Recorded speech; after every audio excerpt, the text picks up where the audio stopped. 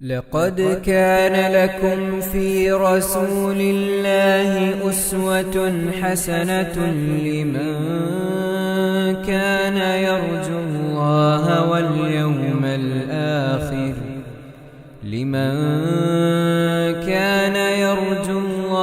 واليوم الآخر وذكر الله كثيرا.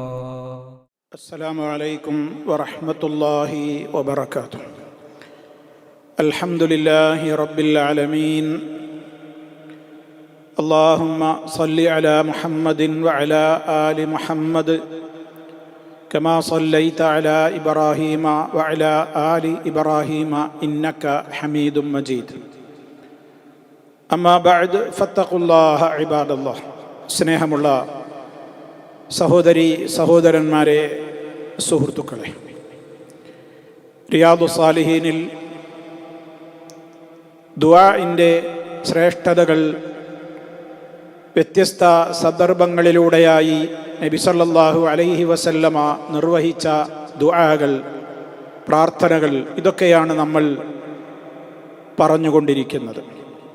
മഹാനായ അബൂ ഹുറൈറ റളിയല്ലാഹു അൻഹുവിൽ നിന്ന് ഉദ്ധരിക്കപ്പെടുന്നു, അവിടുന്ന് പറഞ്ഞു, കാന റസൂലുള്ളാഹി സ്വല്ലല്ലാഹു അലൈഹി വസല്ലമ യഖൂലു, അല്ലാഹുവിൻ്റെ റസൂൽ സ്വല്ലല്ലാഹു അലൈഹി വസല്ലമ പറയാറുണ്ടായിരുന്നു ഒരു ദുആയാണിത്.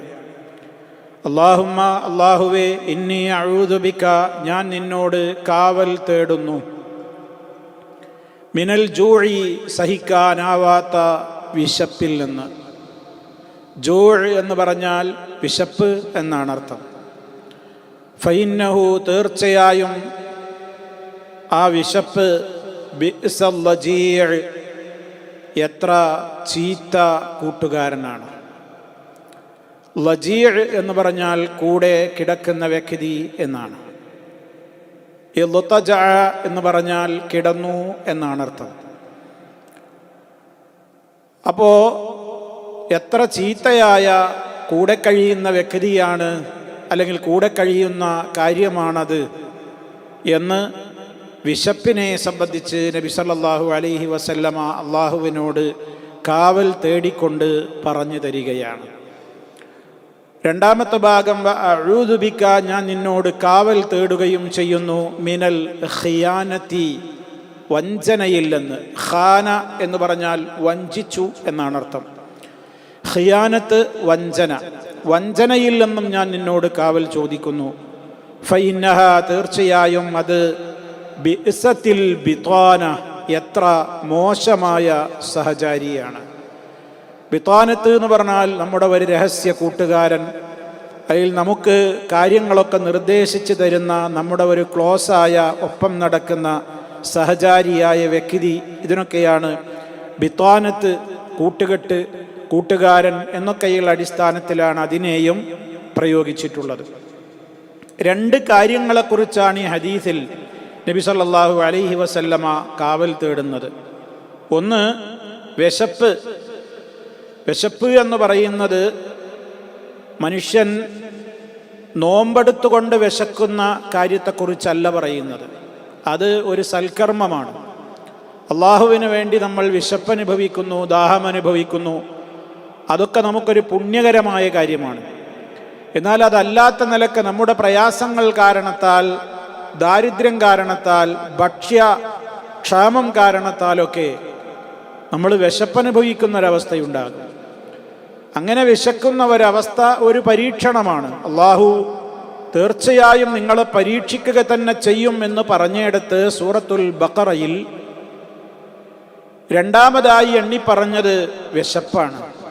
വലനബ്ലുവന്നകും ബിശൈഇൻ മിനൽ ഖൗഫി വൽ ജൂഇ എന്ന് അള്ളാഹു പറഞ്ഞിട്ടുണ്ട്. തീർച്ചയായും നിങ്ങളെ നാം പരീക്ഷിക്കുക തന്നെ ചെയ്യും. ബിശൈഇൻ മിനൽ ഖൗഫി, വലനബ്ലുവന്നകും ബിശൈഇൻ മിനൽ ഖൗഫി, പേടി മുഖേന, വൽ ജൂഅ്, വിശപ്പ് കാരണത്താലും എന്ന്. വിശപ്പിൽ നിന്ന് പരിഹാരം ചെയ്തു തരുന്നു എന്നുള്ളത് റബ്ബ് തരുന്ന നിഅമത്തായിട്ട് ഖുർആൻ എടുത്തു പറയുന്നുണ്ട്. സൂറത്ത് ഖുറൈശിൽ നമുക്കറിയാം, ഖുറൈശി മുശ്രിക്കുകളെ അള്ളാഹു ഓർമ്മപ്പെടുത്തിയിട്ടുണ്ട്. അള്ളാഹുവിനോട് നന്ദി കാണിക്കേണ്ടതിൻ്റെ അനിവാര്യത എത്രത്തോളം ഉണ്ട് അവർക്ക് എന്ന്. ആരാണ് അള്ളാഹു? ആമനഹും മിൻ അത്അമഹും മിൻ ജൂഇൻ വ ആമനഹും മിൻ ഖൗഫിൻ എന്നാണ് അവിടെ എടുത്തു പറയുന്നത്. ഈ ഭവനത്തിൻ്റെ, ഈ കഅബയുടെ റബ്ബിനെ മാത്രം അവർ ആരാധിക്കട്ടെ. ആരാണ് ആ റബ്ബ്? അല്ലദീ അത്അമഹും മിൻ ജൂഇൻ, വിശപ്പിൽ നിന്ന് അവർക്ക് ആഹാരമൂട്ടിയവനാണ്. അപ്പം വിശപ്പിൽ നിന്ന് ആഹാരം നൽകുക, വിശപ്പിന് ആഹാരം നൽകുക എന്നുള്ളത് റബ്ബ് തരുന്നവരിൽ ഒരു വലിയ നിഅമത്താണ്. പല സമൂഹങ്ങളെയും നാട്ടുകാരെയും വിശപ്പിൻ്റെ വലിയ കടുത്ത വിശപ്പ് കൊണ്ട് പരീക്ഷിച്ചിട്ടുണ്ട് എന്നല്ലാഹു പല സ്ഥലത്തും വിശുദ്ധ ഖുർആനിൽ പറഞ്ഞിട്ടുണ്ട്. ലിബാസിൻ മിനൽ ജൂഇ വൽ ഖൗഫി എന്ന് പറയുന്നുണ്ട്. വിശപ്പിൻ്റെ വസ്ത്രം അവരെ ധരിപ്പിച്ചു, രുചിപ്പിച്ചു എന്നൊക്കെ.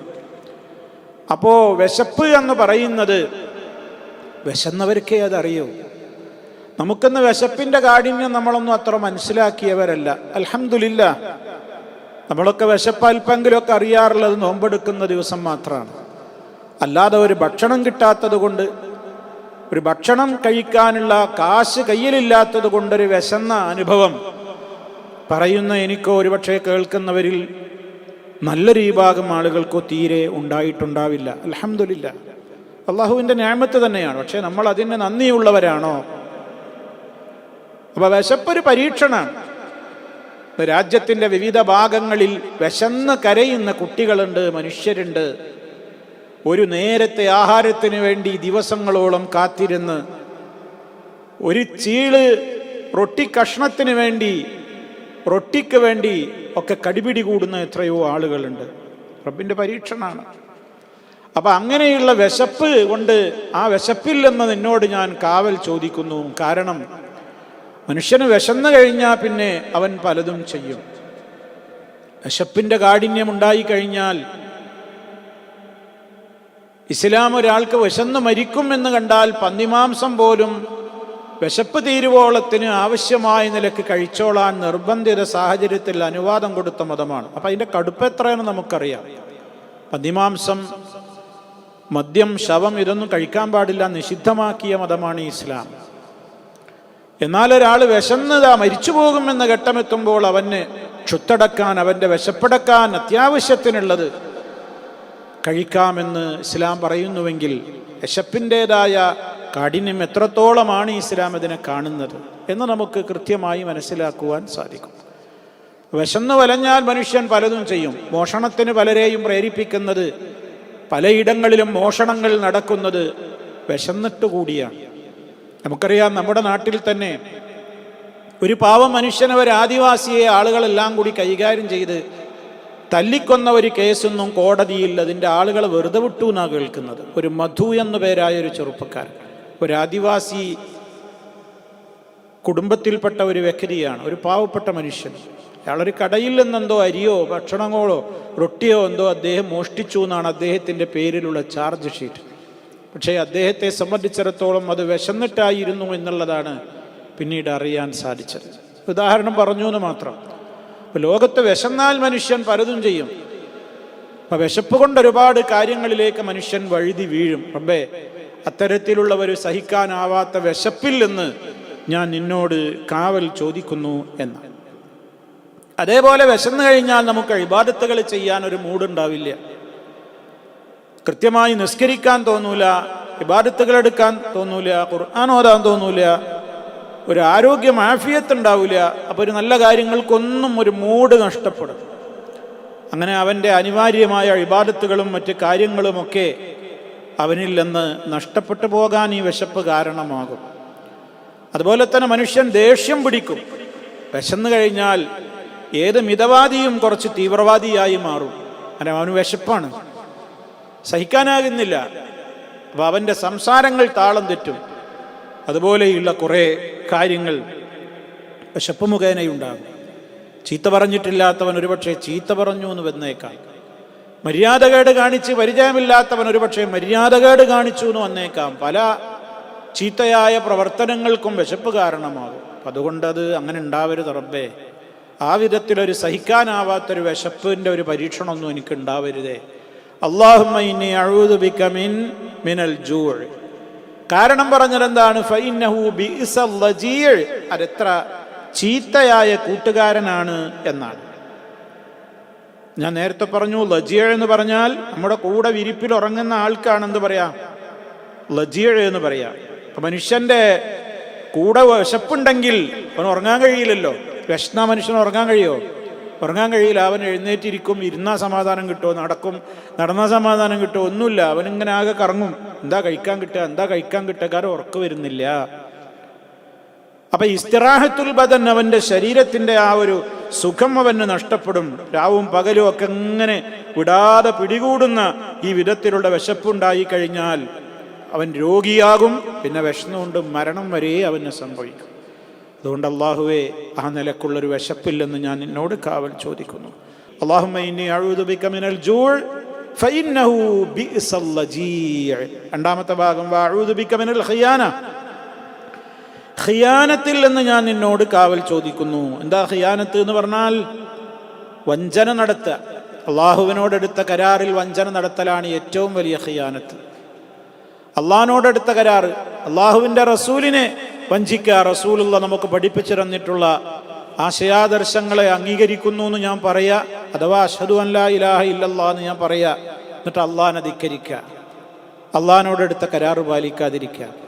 അഷ്ഹദു അന്ന മുഹമ്മദ് റസൂലുള്ളാഹ് എന്ന് ഞാൻ പറയാ, എന്നിട്ട് അള്ളാഹിൻ്റെ റസൂലിനെ അനുസരിക്കാനും പിൻപറ്റാനുമുള്ള റബ്ബിൻ്റെ കൽപ്പനയെ നമ്മൾ മാനിക്കാതിരിക്കുക, വഞ്ചന നടത്തുക, ഇതൊക്കെ ഖിയാനത്താണ്. അതുകൊണ്ട് അത്തരത്തിലുള്ള കാര്യങ്ങൾ, അള്ളാഹുവുമായി എടുത്തുള്ള കരാറുകളിൽ വഞ്ചന നടത്തുന്ന ആളുകളുണ്ട്. സൃഷ്ടികളും തമ്മിലെടുത്തിട്ടുള്ള കരാറുകൾ വഞ്ചന നടത്തുന്ന ആളുകളുണ്ട്. ഏതെല്ലാം വിധത്തിലുള്ള വഞ്ചനയുണ്ടോ എല്ലാം ഇതിൽ പെട്ടുകഴിഞ്ഞു. അള്ളാഹു വളരെ കൃത്യമായി പറഞ്ഞതാണ് വിശ്വാസികളെ വിളിച്ചിട്ട്, യാ അയ്യുഹല്ലദീന ആമനു, ഹേ വിശ്വസിച്ചവരെ, ലാ തഖൂനുല്ലാഹ വർ-റസൂൽ വതഖൂനു അമാനാതികും വഅൻതും തഅലമൂൻ.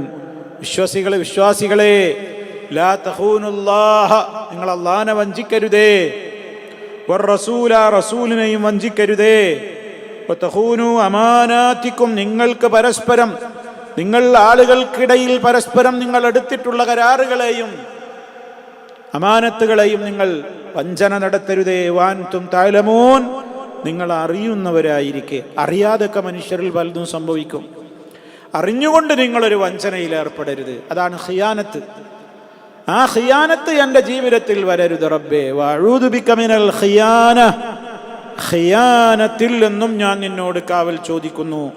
ഫൈനഹാ, തീർച്ചയായും ആ ഖിയാനത്ത് ഒരാളുടെ കൂടെ ഉണ്ടായാൽ അത് ബിഅസത്തിൽ ബിത്വാന, എത്ര മോശമായ ഒരു സഹചാരി, ആത്മമിത്രം, അതാണല്ലോ ബിത്വാനത്ത്. ഒരു കൂട്ടുകാരൻ.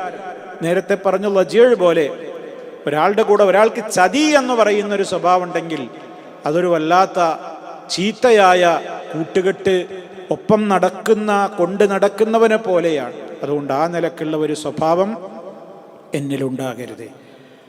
അപ്പോൾ വിശപ്പിൻ്റെ കാര്യത്തിലും വഞ്ചനയുടെ കാര്യത്തിലും അള്ളാഹുവിനോട് കാവൽ ചോദിക്കുന്ന ഒരു ദുആയാണിത്. നമ്മുടെ ദുആയിലും നമ്മൾ ഉൾപ്പെടുത്തുക. ഇനി അടുത്ത ഹദീസ്, വഅൻ അലിയ്യിൻ റളിയല്ലാഹു അൻഹു അന്ന മുകാതബൻ ജാഅഹു ഫഖാല ഇന്നി അജസ്തു അൻ കിതാബതി ഫഅഇന്നി ഖാല അലാ ഉഅല്ലിമുക കലിമാത്തിൻ അല്ലമനീഹിന്ന റസൂലുള്ളാഹി സ്വല്ലല്ലാഹു അലൈഹി വസല്ലം ലൗ കാന അലൈക മിസ്ലു ജബലിൻ ദൈനൻ അദ്ദാഹു അല്ലാഹു അൻക ഖുൽ അല്ലാഹുമ്മ ക്ഫിനി ബിഹലാലിക അൻ ഹറാമിക വബിഫദ്ലിക അമ്മൻ സിവാക. റവാഹു തിർമിദി വഖാല ഹദീസുൻ ഹസനുൻ. അലി റളിയല്ലാഹു തആല അൻഹു ആണ് ഈ സംഭവം ഉദ്ധരിക്കുന്നത്. മഹാനായ ഖലീഫ, 4ാം ഖലീഫ അലി ഇബ്നു അബി ത്വാലിബ് റളിയല്ലാഹു അൻഹു. അദ്ദേഹം പറയാണ്, അന്ന മുകാത്തബൻ, ഒരു മുകാത്തബായ മനുഷ്യൻ. എന്താ ഈ മുകാത്തബ് എന്ന് പറഞ്ഞാൽ? കത്തബ എന്ന് പറഞ്ഞാൽ എഴുതി, മുകാത്തബ് എന്ന് പറഞ്ഞാൽ എഴുതപ്പെട്ടവൻ എന്നാണ്.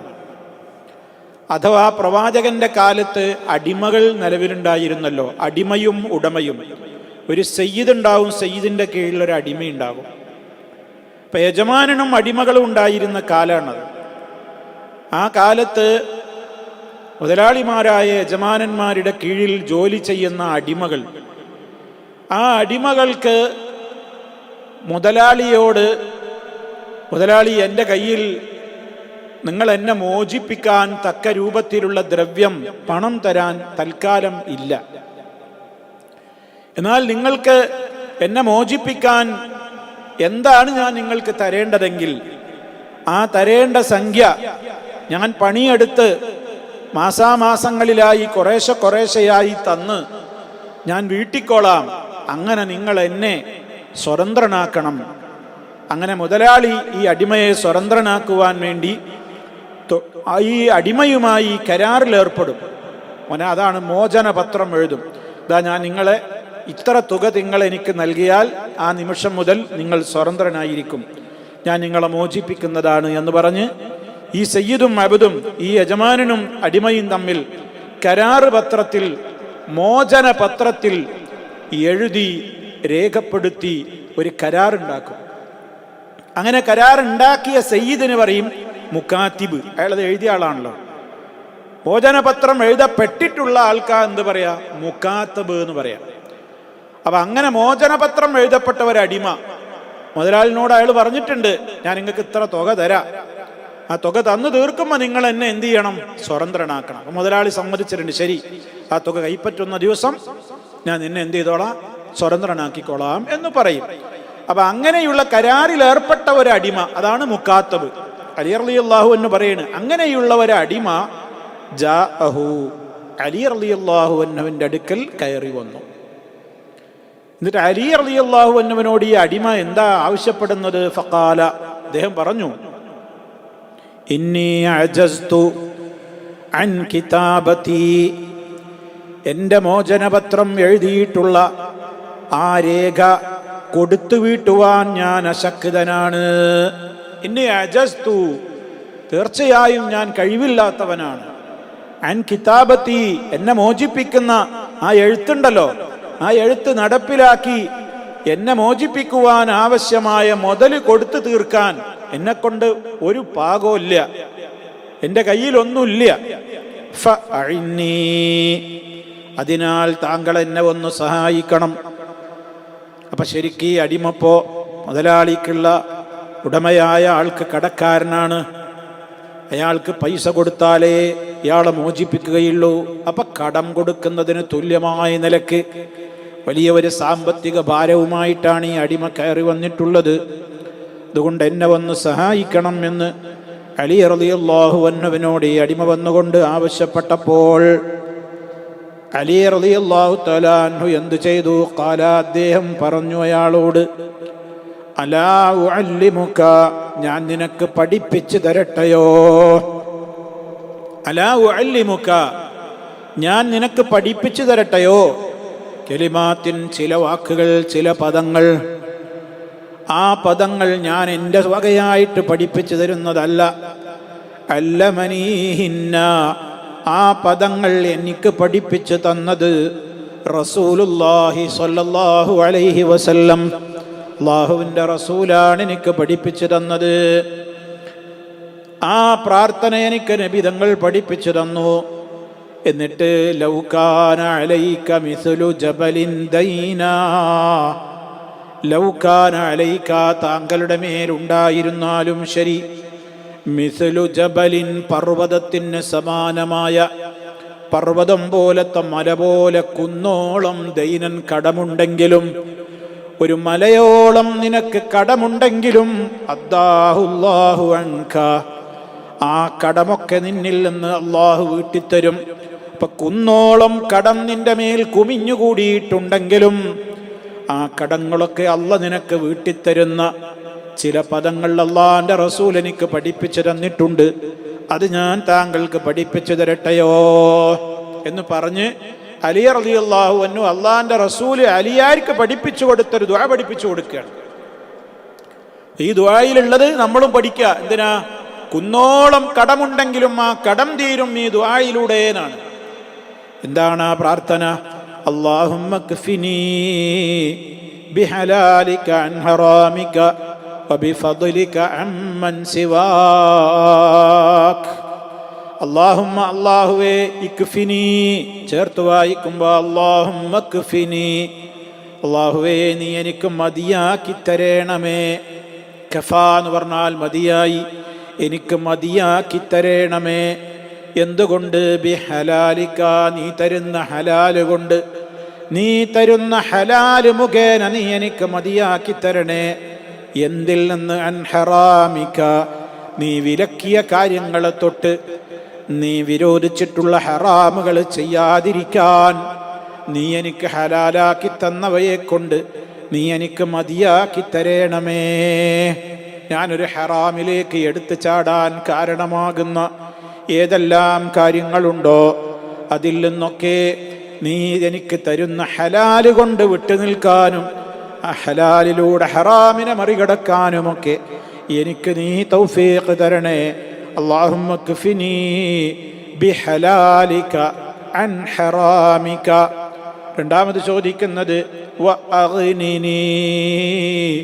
അഗ്ന എന്ന് പറഞ്ഞാൽ സമ്പന്നനാക്കി, ഐശ്വര്യവാനാക്കി, ധന്യനാക്കി. വ അഗ്നിനി, നീ എന്നെ ധന്യനാക്കണേ, നീ എന്നെ ഐശ്വര്യമുള്ളവനാക്കണേ.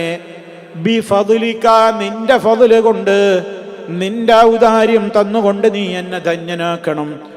എന്തിൽ നിന്നും? അമ്മൻ സിവാക്, നീ അല്ലാത്തവരെ സമീപിക്കുന്നതിൽ നിന്ന്, നീ അല്ലാത്തവരോട് എന്തെങ്കിലും ചോദിക്കുന്ന ഒരവസ്ഥ, നീ അല്ലാത്തവരോട് എന്തെങ്കിലും യാചിക്കുന്ന ഒരവസ്ഥ വരാതെ നീ എനിക്ക് അതിന് മാത്രമുള്ളത് നീ എനിക്ക് നൽകണേ. അപ്പൊ അല്ലാഹുമ്മ, അല്ലാഹുവേ, ഇക്ഫിനി, അല്ലാഹുമ്മ ഇക്ഫിനി, നീ എനിക്ക് മതിയാക്കി തരണമേ. ബിഹലാലിക, നിന്റെ ഹലാലുകൾ കൊണ്ട്. അൻ ഹറാമിക, ഹറാമിൽ നിന്ന്. അപ്പൊ ഹലാലുകൾ മാത്രം മതി എനിക്ക് ഏത് വിഷയത്തിലും. ഓരോ വിഷയത്തിലും ഉണ്ട് ഹറാമുകൾ. സമ്പത്ത് ഹറാമായതുണ്ട്, ആ ഹറാമായ സമ്പത്ത് തൊടാതെ, ഹറാമ് ഭക്ഷിക്കാതെ, ഹറാമിലൂടെ നേടാതെ. ഹലാലായ എത്രയോ വഴികളുണ്ടല്ലോ മുതലുണ്ടാക്കാൻ, ആ വഴികൾ നീ എനിക്ക് തുറന്നു തരണം. അതുപോലെ തന്നെ ലൈംഗികമായി ഹറാമായ ഒരുപാട് മേഖലകളുണ്ട് മനുഷ്യന് ലൈംഗികമായ ആസ്വാദനം നൽകുന്നവ. അതേ അവസരത്തിൽ ഹലാലായ മാർഗങ്ങളുണ്ട്. ഈ ഹലാലുകൾ മാത്രം ചെയ്തിട്ട് ഹറാമുകളെ തൊട്ട് അകന്ന് നിൽക്കാൻ നീ എനിക്ക് തൗഫീഖ് തരണേ. ഏത് കാര്യങ്ങളിലുണ്ട് ഹലാലും ഹറാമും. അപ്പൊ അല്ലാഹുമ്മ ക്ഫിനി, നീ എനിക്ക് മതിയാക്കണേ. ബിഹലാലിക, നിന്റെ ഹലാല് കൊണ്ട്. അൻ ഹറാമിക, നീ വിരോധിച്ച ഹറാമുകളെ തൊട്ട് നീ എനിക്ക് മതിയാക്കണം. വാഗ്നിനി, നീ എനിക്ക് ഐശ്വര്യം തരണേ അല്ലാഹ്. ബിഫദ്ലിക, നിന്റെ ഔദാര്യം കൊണ്ട്. അമ്മൻ സിവാക, നീ അല്ലാത്ത ആരുണ്ടാവട്ടെ, നീ അല്ലാത്ത ആരോടും, നീ അല്ലാത്ത ആരുടെയും മുമ്പിൽ കൈനീട്ടാൻ ഒരവസ്ഥ വരാതെ, നീ അല്ലാത്ത ആരോടും പോയിട്ട് വല്ലതും യാചിച്ച് ഓച്ചാനിച്ച് നിൽക്കുന്ന ഒരവസ്ഥ വരാതെ, അതിനു മാത്രം എനിക്ക് മറ്റൊരാളോട് കെഞ്ചേണ്ടുന്ന ഒരവസ്ഥ വരാതെ നീ എൻ്റെ കാര്യത്തിൽ വേണ്ടത് നൽകിയിട്ട് നീ എന്നെ ധന്യനാക്കണേ, ഐശ്വര്യവാനാക്കണേ. വളരെ പ്രധാനപ്പെട്ട ദുആയാണ്. ഇതൊക്കെ നമ്മൾ മനസ്സിലുണ്ടാവണം. ഇതൊക്കെ കേട്ടിട്ട് സഹാബിമാർ പലപ്പോഴും ആരോടും ഒന്നും ചോദിക്കൂല എന്നാണ്. കഴിയുന്നത്ര ഒരാളോട് ഒരു കാര്യത്തിനും സഹായം തേടൂല എന്നാണ് സഹാബികളെ.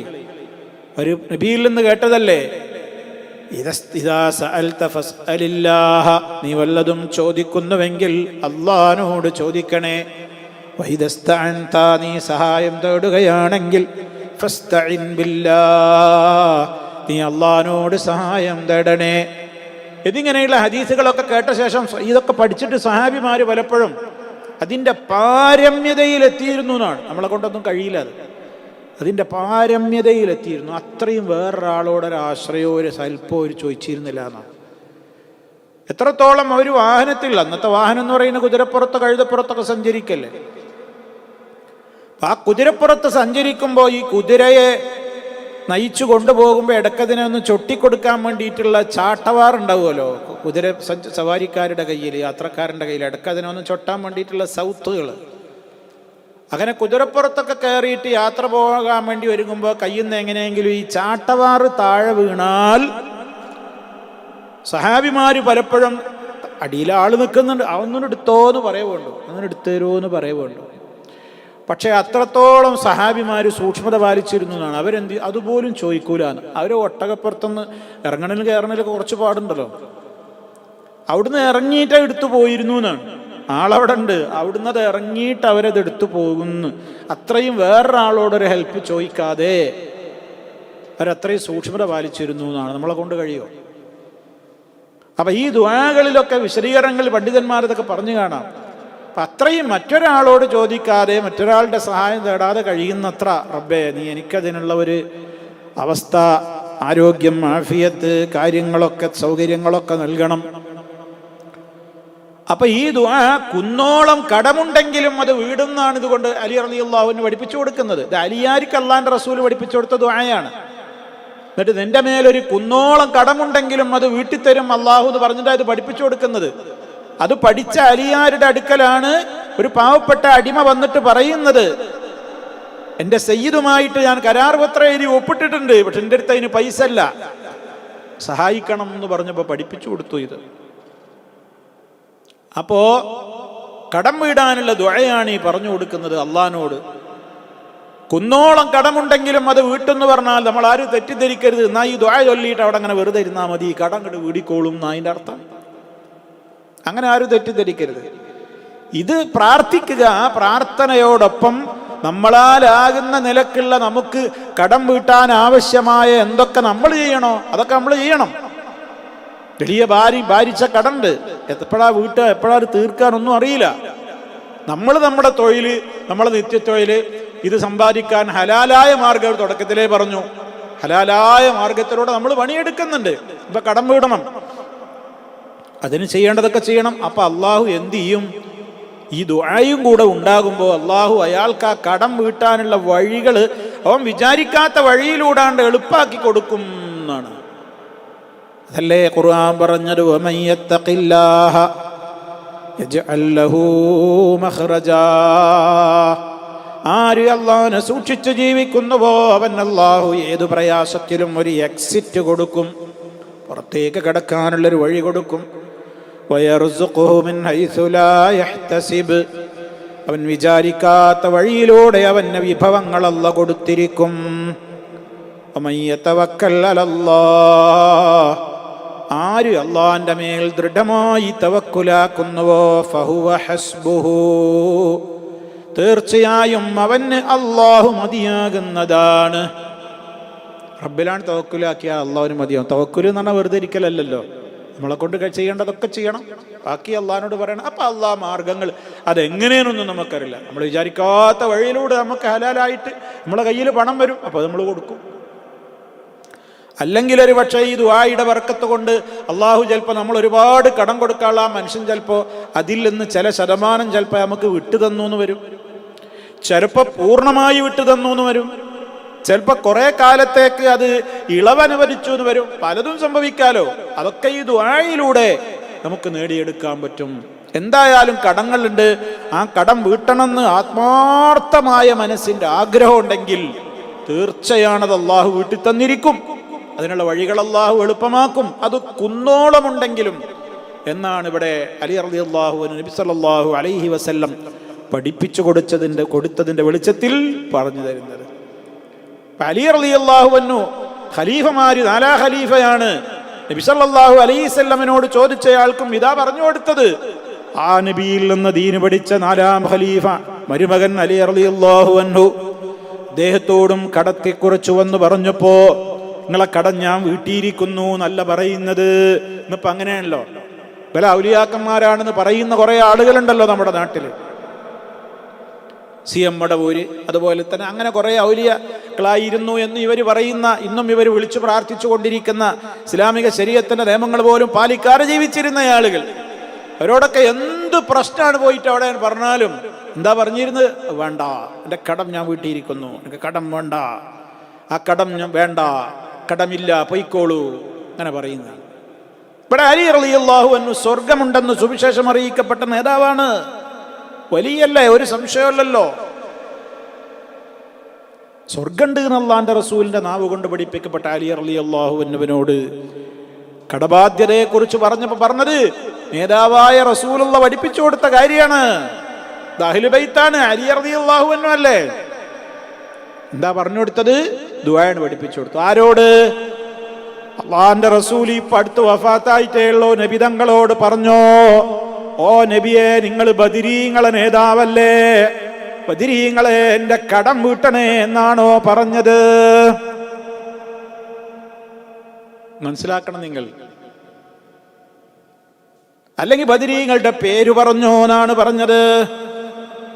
സല്ലല്ലാഹു അലൈഹി വസല്ലമിന്റെ കൂടെ ബദറിൽ പങ്കെടുത്ത ബദരീങ്ങളുടെ പേര് നീ ഇങ്ങനെ പറഞ്ഞോ, എന്നാൽ നിന്റെ കടം വീടിക്കൊള്ളും എന്നാണോ പറഞ്ഞത്? മജ്ലിസുന്നൂറുകാര് ബദരീങ്ങളുടെ പേര് ചൊല്ലാനും അവരെ വിളിച്ച് തേടാനും ഒക്കെ പഠിപ്പിക്കുന്ന സദസ്സുകൾ സംഘടിപ്പിക്കുന്ന തങ്ങന്മാരെന്ന് പറയുന്ന ആളുകൾ കേൾക്കണം, അതിൽ പങ്കെടുക്കുന്ന ആളുകൾ കേൾക്കണം. മഹാനായ നബി സല്ലല്ലാഹു അലൈഹി വസല്ലം എന്ന ടോപ്പ് ലീഡർ, ആ ലീഡറുടെ മകളുടെ ഭർത്താവായ അലി റളിയല്ലാഹു അൻഹു അഹ്ലു ബൈത്താണ്, തങ്ങളാണ്. നിങ്ങളെ തങ്ങന്മാർ ഈ തങ്ങന്മാരെ പോലെയല്ല, അത് അഹ്ലു ബൈത്താണ്. ആ വ്യക്തിത്വങ്ങള് കടം കൊണ്ട് വലഞ്ഞ ആളുകൾ വന്നിട്ട് പറയുമ്പോ നിന്റെ കടം വീടിയിരിക്കുന്നു, പൊയ്ക്കോ എന്നല്ല പറയുന്നത്. അതല്ലെങ്കിൽ നീ എന്നെ വിളിച്ചോ, തേടിക്കോ, ഞാൻ കടം വീട്ടാമെന്നല്ല പറയുന്നത്. അല്ലെങ്കിൽ റസൂലുള്ളാഹിന്റെ വഫാത്തിന് ശേഷം അലി റളിയല്ലാഹു അൻഹു അതേ ഉപ്പാപ്പയായ അല്ലെങ്കിൽ മഹാനായ നബി തങ്ങളെ വിളിച്ച് തേടിക്കോ, അവര് ബദരീങ്ങളുടെ നേതാവാണ് എന്നാണോ പറഞ്ഞത്? നിങ്ങൾ ബദർ ദിനത്തിലും മജ്ലിസുന്നൂറിലൊക്കെ നിങ്ങൾ ഇങ്ങനെ കയ്യും കൊട്ടി ദപ്പടിച്ച് പാടുന്നത് എന്താ? അല്ലൽ മീഗന്ധേ കാടത്തിൽ അകപ്പെട്ടോർ അസ്മഊരത്താൽ കാടം വീടും എന്നോവർ. അല്ലൽ മികന്ത കടത്തിൽ അകപ്പെട്ടവര് വല്ലാത്ത ബുദ്ധിമുട്ടിക്കുകയാണ്, പുറത്തേക്കിറങ്ങാൻ നിവൃത്തിയില്ല, വലിയ കടം ബാധിച്ചിട്ടുണ്ട്, ഭാരിച്ച കടമാണ്, കുന്നോളം കടമാണ്. ആ നിലക്കുള്ള കടം ബാധിച്ചാൽ അല്ലൽ മികന്തേ കടത്തിൽ അകപ്പെട്ടവര് എന്ത് ചെയ്യണം? അസ്മാ ഉരക്കണം, അസ്മാ ചൊല്ലിക്കോ. അസ്മാ ഉരക്താൽ കടം വീടും എന്ന് പറഞ്ഞാൽ ബദരീങ്ങളുടെ പേരങ്ങനെ പറഞ്ഞോ. ബദറിൽ പങ്കെടുത്ത ബദരീങ്ങളുടെ ഇസ്മുകൾ ഉരത്താൽ, അത് പറഞ്ഞാൽ കടം വീടും എന്നോവർ. കടാണ് വീടിക്കോളും. ബദരീങ്ങളുടെ പേരങ്ങനെ പറയാം, ബദരീങ്ങളെ ബദരീങ്ങളെ ബദരീങ്ങളെ ഇങ്ങനെ വിളിച്ചോണ്ടിരുന്നാൽ അവരുടെ പേരങ്ങനെ പറഞ്ഞാൽ കടം വീടിക്കോളും. ഇത് ബദരീങ്ങളുടെ നേതാവ് പഠിപ്പിച്ചിട്ടില്ല, ബദറിൽ പങ്കെടുത്തവര് പഠിപ്പിച്ചിട്ടില്ല. നമ്മൾ സന്ദർഭത്തിൽ മനസ്സിലാക്കണം. അതുകൊണ്ട് കടങ്ങളുണ്ടോ വീട്ടിത്തരേണ്ടത് അല്ലാഹുവാണ്. ഏത് ദുആ എടുത്തു നോക്കി കടം വീട്ടാനുള്ള വേറെയും ദുആകൾ നമുക്ക് കാണാൻ സാധിക്കും. വേറെയും ദുആകളിൽ നമുക്ക് ഇതേപോലെയുള്ള പ്രാർത്ഥനകൾ കാണാൻ സാധിക്കും. നമ്മൾ മുമ്പും പഠിച്ചിട്ടുണ്ട്. അല്ലാഹുമ്മ ഇന്നി അഊദു ബിക മിനൽ മഅ്സമി വൽ മഗ്റമി. അല്ലാഹുവേ, പാപകരമായ കാര്യങ്ങളിൽ നിന്ന്, അതാണ് മഅ്സം, കുറ്റകരമായ കാര്യങ്ങളിൽ നിന്ന് ഞാൻ നിന്നോട് കാവൽ ചോദിക്കുന്നു. വമിനൽ മഗ്റമി, കടക്കണിയിൽ നിന്ന്, കടബാധ്യതയിൽ നിന്ന് അല്ലാഹുവേ നിന്നോട് കാവൽ ചോദിക്കുന്നു എന്നാ പഠിപ്പിച്ച് മുത്ത മുസ്തഫ പഠിപ്പിച്ച ദുആയാണ്. ഇനിയും നമുക്ക് ദുആകളിൽ കാണാം. അല്ലാഹുമ്മ ഇന്നി അഊദു ബിക മിനൽ ഹമ്മി വൽ ഹസനി വൽ അജസി വൽ കസലി വൽ ജുബ്നി വൽ ബുഖ്ലി വൽ ഹറമി എന്നൊക്കെ പഠിച്ച ദുആകളിൽ നമ്മൾ പഠിച്ചു. അവസാന ഭാഗത്ത് വ്യത്യസ്ത റിവായത്തുകളിൽ വന്ന വ്യത്യസ്തങ്ങളായ ദുആകൾ നമ്മൾ കേട്ട് കഴിഞ്ഞു. അവിടെയും നമ്മൾ പഠിച്ചു അമിൻ ലലഇദ്ദൈൻ, കടത്തിന്റെ ശക്തിയിൽ നിന്ന്, കടക്കണിയിൽ നിന്ന് റബ്ബേ നിന്നോട് ഞാൻ കാവൽ ചോദിക്കുന്നു. ഇസ്ലാമിൽ ഒരു മഖ്ലൂഖിനോട് ശരണം തേടുന്ന, അഭയം തേടുന്ന ഈ നിലക്കുള്ള ഒരു പ്രാർത്ഥനയും അള്ളാഹിനോടല്ലാത്തൊരു ദുആയില്ല കൂട്ടരെ. പിന്നെ എവിടുന്നാ നിങ്ങൾക്ക് ഈ ശിർക്കൻ പ്രാർത്ഥന കിട്ടിയത്? എവിടുന്നാ നിങ്ങൾക്ക് അഭയം തേടിച്ചെല്ലാനുള്ള ഇത്തരം കേന്ദ്രങ്ങളുണ്ട് എന്ന് പഠിപ്പിക്കാൻ, ഈ സമൂഹത്തോട് പറയാൻ നിങ്ങൾക്ക് ലജ്ജയില്ലേ? അള്ളാഹിന്റെ റസൂല് പഠിപ്പിച്ച അധ്യാപനങ്ങൾക്ക് നേർ വിപരീതം സമൂഹത്തിന്റെ മുമ്പിൽ പഠിപ്പിച്ചു കൊടുക്കുന്ന നിങ്ങളും അവകാശപ്പെടുന്നു ഞങ്ങൾ തങ്ങന്മാരാണ്, അഹ്ലു ബൈത്താണ്, റസൂലുള്ളാഹിന്റെ ആളുകളാണ്.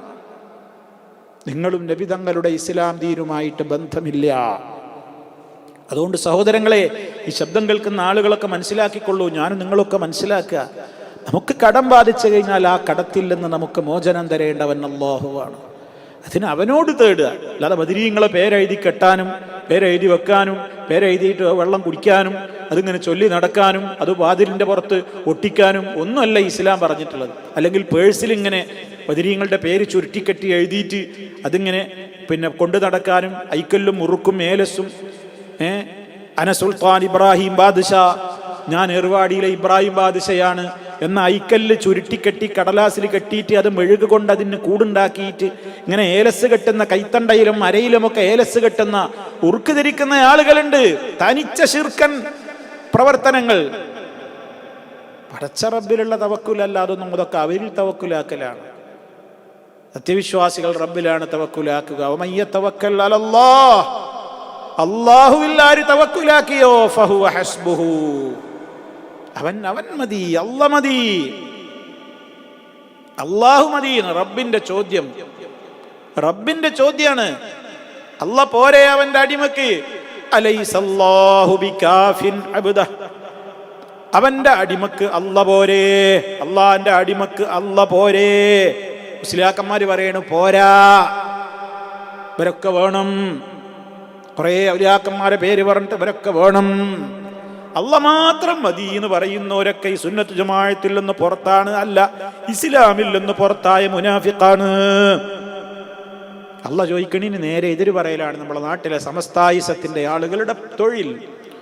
സഹോദരങ്ങളെ, അത്തരത്തിൽ ദുഷിച്ച മാർഗത്തിലേക്ക് ജനങ്ങളെ നയിച്ചു കൊണ്ടുപോകുന്നവരുടെ ആളുകളുടെ അത്തരത്തിലുള്ള എല്ലാ കുതന്ത്രങ്ങളെയും തിരിച്ചറിഞ്ഞുകൊണ്ട് യഥാർത്ഥമായ അഹ്ലുസുന്നയുടെ പാതയിലേക്ക് വന്നോളൂ സഹോദരങ്ങളെ. ഇതൊക്കെ സാന്ദർഭികമായിട്ട് നമ്മൾ ഗ്രഹിച്ചിരിക്കണം. അതുകൊണ്ട് തന്നെ ദുആകൾ എപ്പോഴും അള്ളാഹുവിനോട് മാത്രമാണ്, അല്ലാത്തൊരു ദുആ ഇസ്ലാമിലില്ല.